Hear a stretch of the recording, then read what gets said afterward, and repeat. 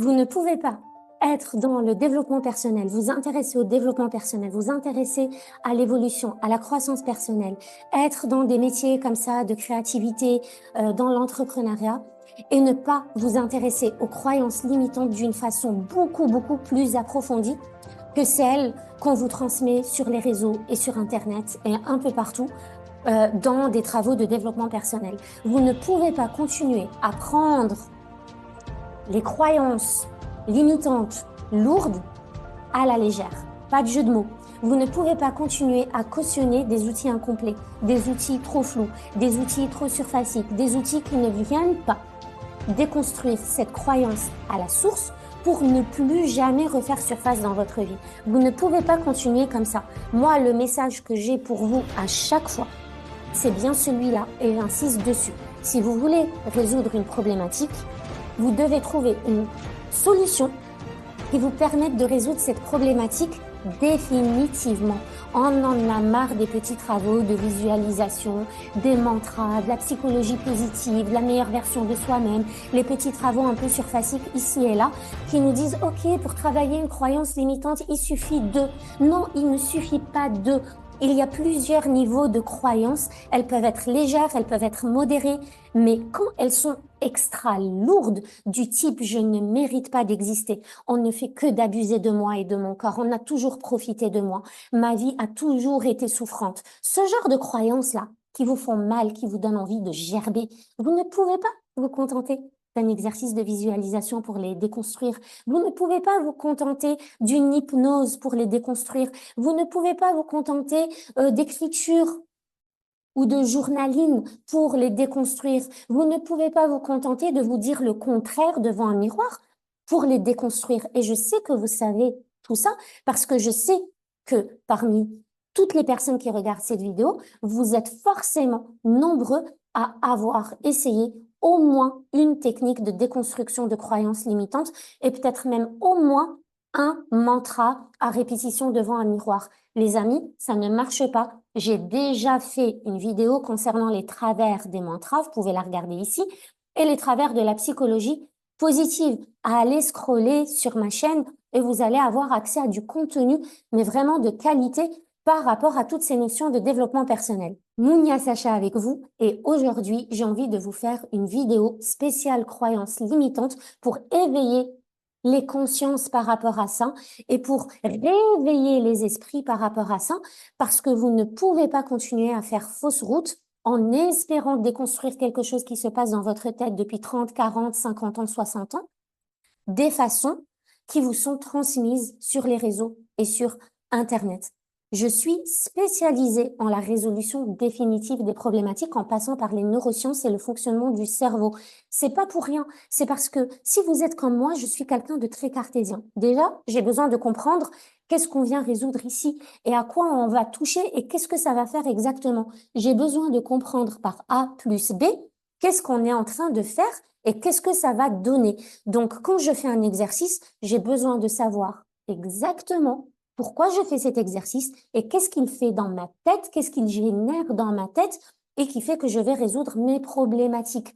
Donc, c'est pour ça que je vous fais cette vidéo, vraiment pour que vous preniez conscience du fait que, OK, on vous parle partout des croyances limitantes, on vous dit que c'est un pilier dans le développement personnel. On vous dit que c'est non négociable, qu'il faut absolument les travailler si vous voulez passer au niveau supérieur.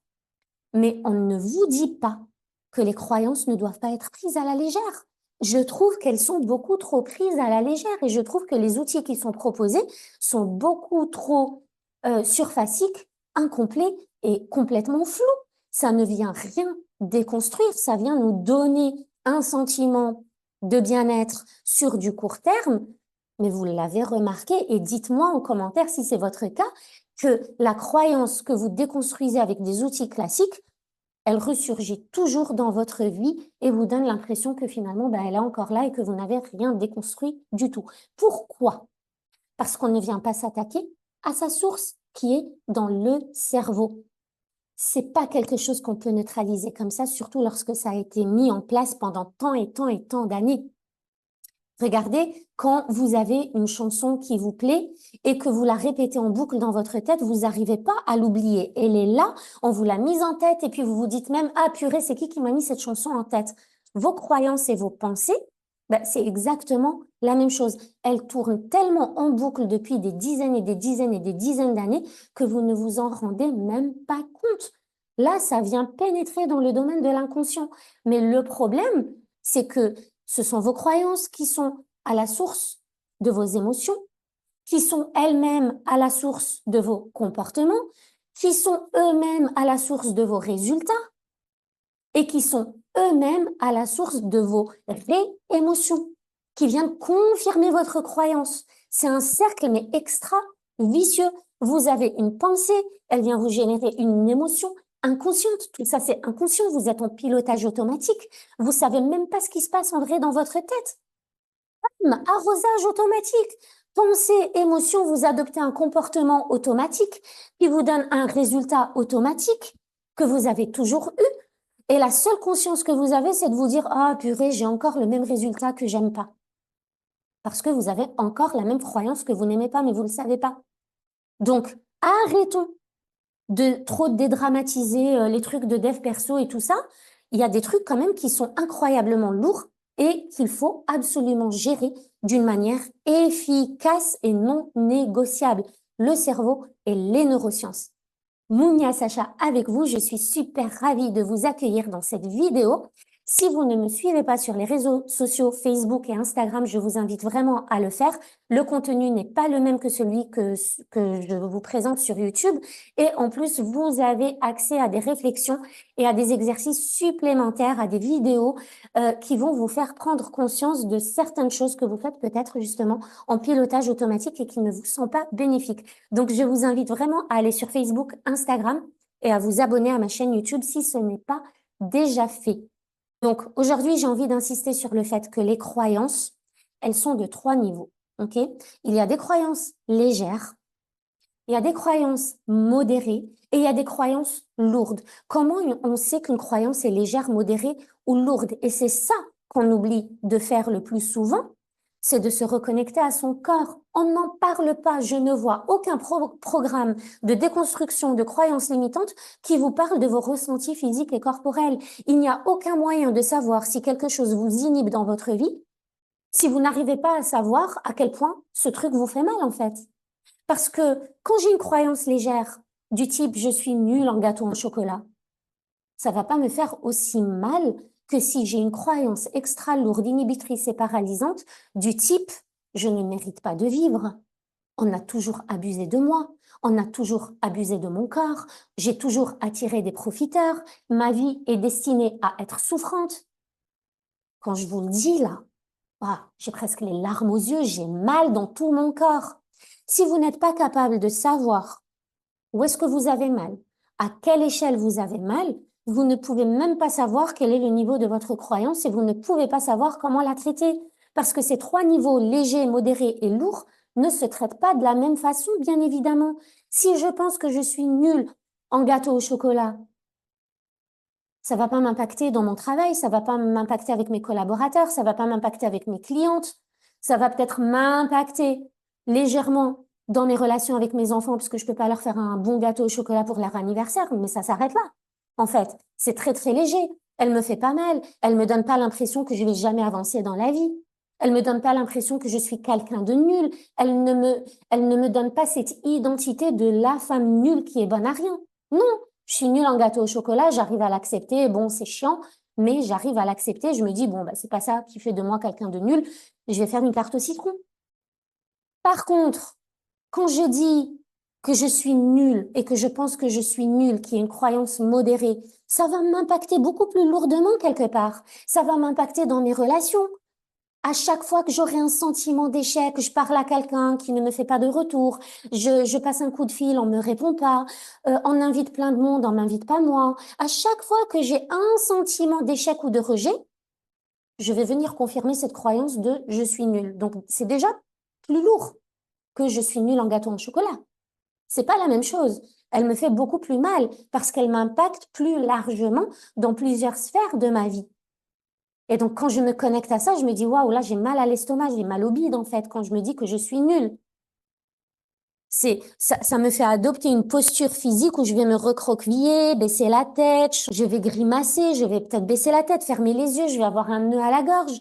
Donc tout ça, si on n'arrive pas à se connecter à ça, on peut pas savoir ce que nous fait ressentir la pensée ou la croyance. Et quand j'ai une croyance lourde, que j'appelle mais vraiment souffrante, inhibitrice, paralysante, du type je ne mérite pas d'exister. Mais vous croyez que je vais me comporter comment dans la vie si je pense que je mérite pas d'exister? Vous croyez que je vais vous faire des vidéos? Vous croyez que je vais oser venir interagir avec vous? Vous croyez que j'ai même envie, si j'ai même la motivation d'aller vers les gens, de rencontrer des gens, de sortir, de m'amuser, de faire des activités? Non, ça va m'inhiber vraiment partout si je pense que je ne mérite pas de vivre ou je ne mérite pas d'exister. Elle va me rappeler toutes les fois où j'ai été rejetée et complètement transparente. Mais c'est juste une croyance. Elle s'est construite à cause de l'éducation, de la culture, de ce que j'ai entendu, peut-être des parents, mais tout ça, c'est pas fait exprès, c'est pas forcément fait pour faire du mal. Il y a beaucoup de croyances qui se construisent comme ça, au fil du temps, même inconsciemment, avec le système dans lequel on évolue, le système politique, le système académique, le système social, l'environnement, les gens qui nous entourent. Combien de croyances lourdes, imaginez juste ça, combien de croyances lourdes vous pensez avoir développées juste à force d'écouter la radio ou de regarder les news. Vous n'avez pas idée. Vous n'avez pas idée du nombre de croyances que vous avez et qui sont plus ou moins lourdes et qui vous empêchent plus ou moins d'avancer dans vos projets, dans vos objectifs, dans votre vie. Et je travaille avec les femmes entrepreneurs. Vous n'imaginez pas le nombre de femmes qui viennent en pensant vouloir déconstruire une croyance qui est liée à leur travail et derrière laquelle on trouve du vachement lourd sur le côté personnel. Donc, on ne peut pas se contenter de dire à quelqu'un, oh, mais c'est bon, il faut travailler sur tes croyances, tes pensées, ton mindset, tout se passe dans la tête, tu sais, c'est dans ta tête. Tiens, prends quelques mantras sur Google et répète-les devant un miroir après ta douche dans la salle de bain. Vas-y, mets-toi de l'encens, mets-toi du parfum, allume une bougie et vas-y, pendant 10 minutes, tu te répètes ça et tu vas voir, ça va aller mieux. Non, ça ne va pas aller mieux. Ça ne va pas aller mieux. Par contre, ça va venir renforcer l'idée que vous êtes le contraire de ce que vous dites que vous êtes là devant le miroir. Ça vient renforcer le mal-être. Ça vous fait peut-être du bien sur le coup, mais une fois que vous êtes sorti de la salle de bain, c'est déjà oublié parce que vous n'y croyez pas. Votre cerveau, il n'y croit pas, votre corps n'y croit pas, vos cellules n'y croient pas.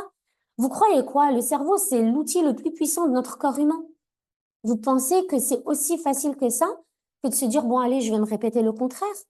Mais si dans votre vie, il n'y a rien encore, et je dis bien encore, qui vous prouve le contraire de cette croyance limitante, vous n'avez pas expérimenté quelque chose qui vous a prouvé que vous étiez le contraire de ce que vous pensez être. Comment vous voulez y croire juste comme ça? Si toute votre vie, votre famille vous a répété que vous étiez une bonne à rien, un bon à rien, un feignant, nul, que vous n'allez jamais réussir, qu'on ne sait même pas ce que vous faites dans ce métier-là ou dans ce domaine-là, qu'on ne sait même pas comment vous avez atterri là, qu'il n'y a personne qui voudra de vous. Comment vous voulez juste vous répéter un truc devant le miroir et espérer le résoudre? Ça se passe pas comme ça. Donc, quand on a une croyance super légère, il n'y a pas de souci. On peut, avec des outils légers, venir déconstruire ça.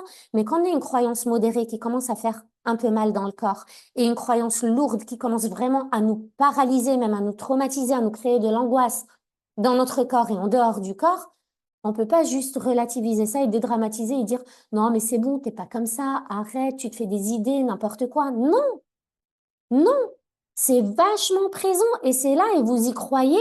Et le pire, c'est ce cercle vicieux. Plus vous y croyez, plus vous avez inconsciemment des émotions liées à cette croyance, plus vous allez adopter des comportements liés à cette croyance, plus vous allez obtenir des résultats qui viennent confirmer la croyance. Donc, quand vous venez essayer de résoudre la croyance en agissant sur les résultats ou en agissant sur vos comportements, ça marchera pas parce que la croyance, elle est toujours là. Donc, le meilleur moyen d'agir sur une croyance, c'est d'agir sur la croyance. C'est pas d'agir sur le comportement que vous adoptez. C'est pas d'agir sur le résultat que vous obtenez. C'est d'agir sur la croyance et toutes les croyances qui sont associées à cette croyance, parce qu'une croyance, elle vient pas seule.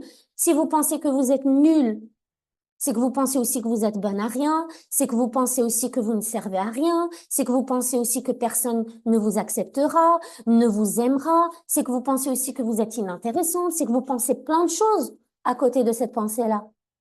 Mais le pire, c'est qu'une pensée, une croyance n'est pas liée qu'à vous. Parce que si vous pensez que vous êtes nul, c'est que vous pensez que les autres sont meilleurs que vous, que les autres sont plus intéressants que vous, que les autres avancent beaucoup plus vite et mieux que vous. Vous avez forcément une croyance sur vous, mais aussi une croyance sur les autres de façon simultanée. Et encore pire, une croyance sur le monde de façon générale. Ce monde n'est pas fait pour moi, ce monde ne me comprendra pas, cet environnement n'est pas adapté à ma personnalité, ce monde est hostile, ce monde est dégueulasse, ce monde profite des autres, ce monde, ce monde, ce monde. Donc moi, les autres et ce monde, vous imaginez à quel point une seule croyance peut avoir des tentacules de croyances qui vous paralysent dans votre vie et vous pensez qu'en venant répéter des mantras devant un miroir, vous allez déconstruire ça. Non, on va attaquer ça de façon lourde dans le cerveau. On sait dans quelle partie du cerveau on va travailler. On sait exactement ce que ça fait. Et surtout, moi, il y a deux choses qui sont importantes pour moi. C'est qu'on sait exactement le résultat qu'on va obtenir et qu'on est sûr que ça marche pour tout le monde, qu'on y croit ou non. Moi, c'est ça qui me manque dans les accompagnements de façon générale que je vois un peu partout sur les réseaux et sur Internet. C'est, attendez, ça marche pour certaines personnes, mais pas pour toutes. Mais pourquoi? Pourquoi on n'a pas des solutions qui marchent pour tout le monde? Pourquoi on n'a pas des solutions qui marchent à grande échelle? Pourquoi on n'est pas capable de dire, OK, cet outil-là va t'aider à neutraliser définitivement ta croyance, que tu y crois ou non? Parce qu'il y a beaucoup d'outils, ben on vous dit, oui, mais il faut y croire, oui, mais tu n'y as pas assez cru, oui, mais comme tu n'adhères pas, ça marche pas. Non, je suis contre ça. Pourquoi? Et c'est pour ça que je me suis spécialisée là-dedans, parce que j'aime bien le concret, en fait. Oh, tu as ce problème, ok, on va le résoudre comme ça. Et en fait, même si tu viens avec des réticences, même si tu viens avec des résistances, même si t'es pas sûr que ça marche, et j'en ai eu des clientes comme ça, évidemment. Et moi, j'ai été ce genre de cliente. Non, non, je vais te montrer que ça marche pas ton truc. Eh ben, moi, même si j'ai des clientes qui veulent me montrer que ça marche pas, ça marche quand même.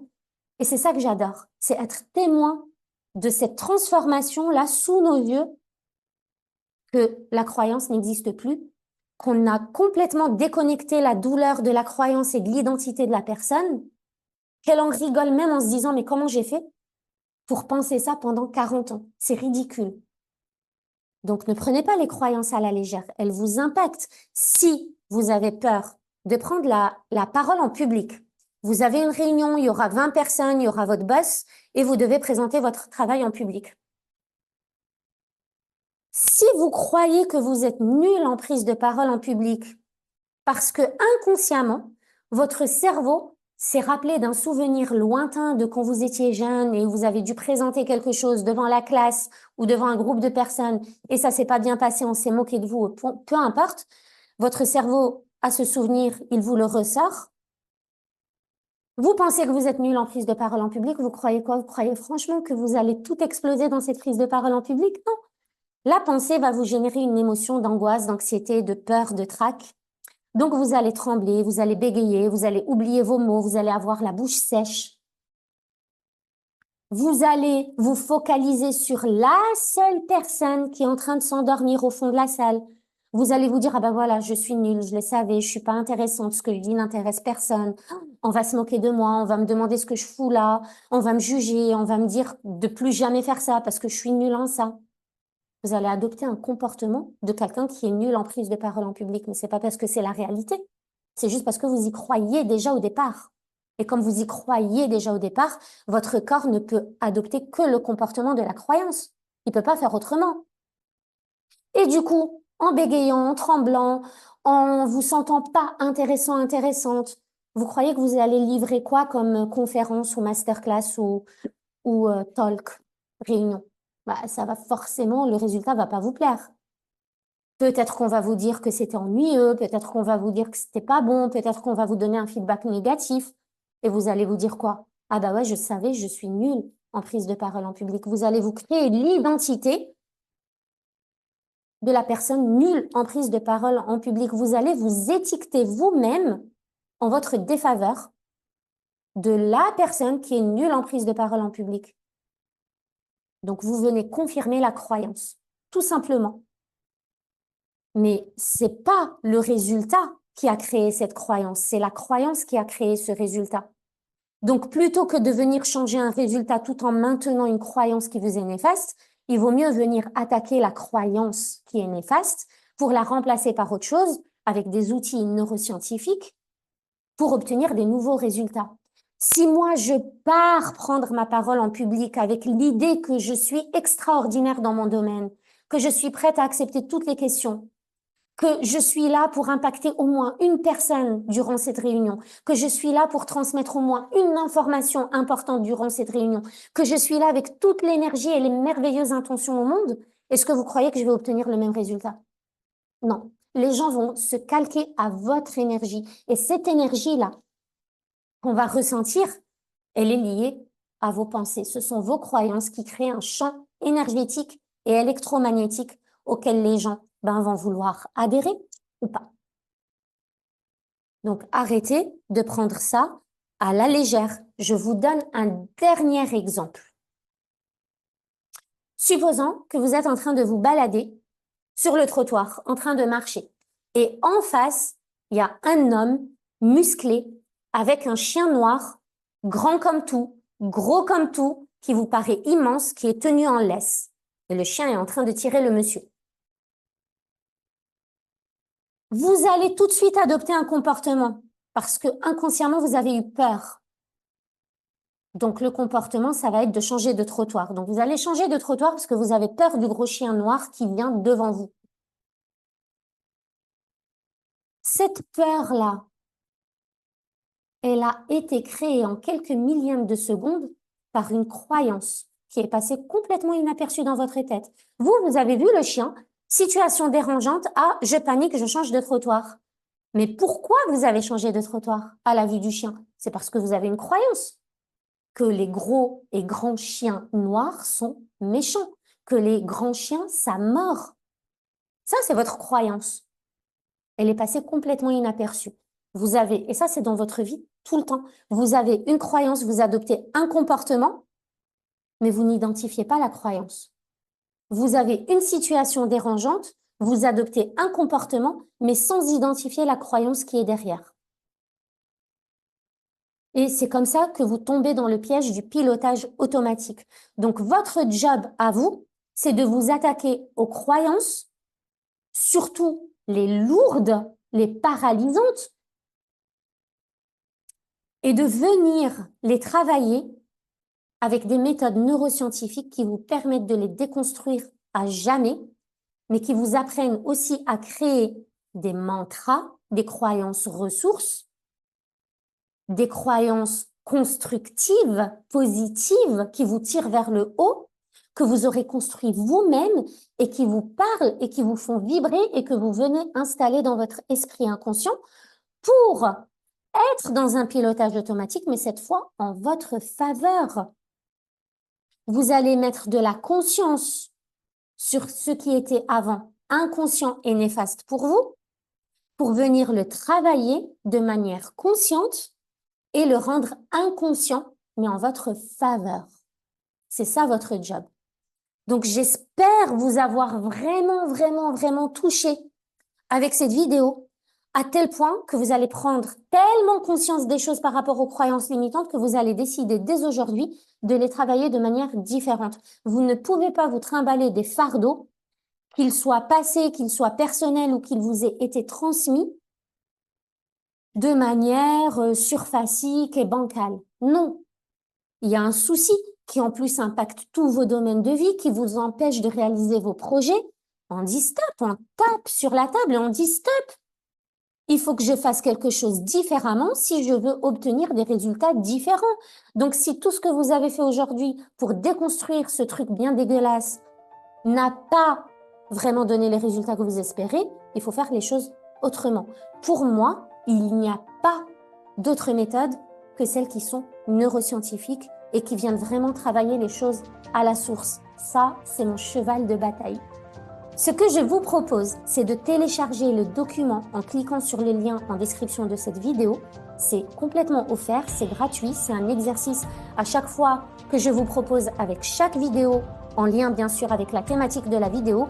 Téléchargez-le et commencez à réfléchir sur toutes ces croyances que vous avez, que vous n'avez pas encore identifiées. Faites l'exercice et mettez de la conscience là-dessus et trouvez le moyen de venir déconstruire ça, surtout à chaque fois que vous vous rendez compte que cette croyance est vraiment lourde pour vous, qu'elle est vraiment paralysante, qu'elle vous inhibe. Vous ne pouvez pas continuer à avancer en ayant des freins inconscients et des résistances inconscientes qui sont complètement paralysantes et inhibitrices.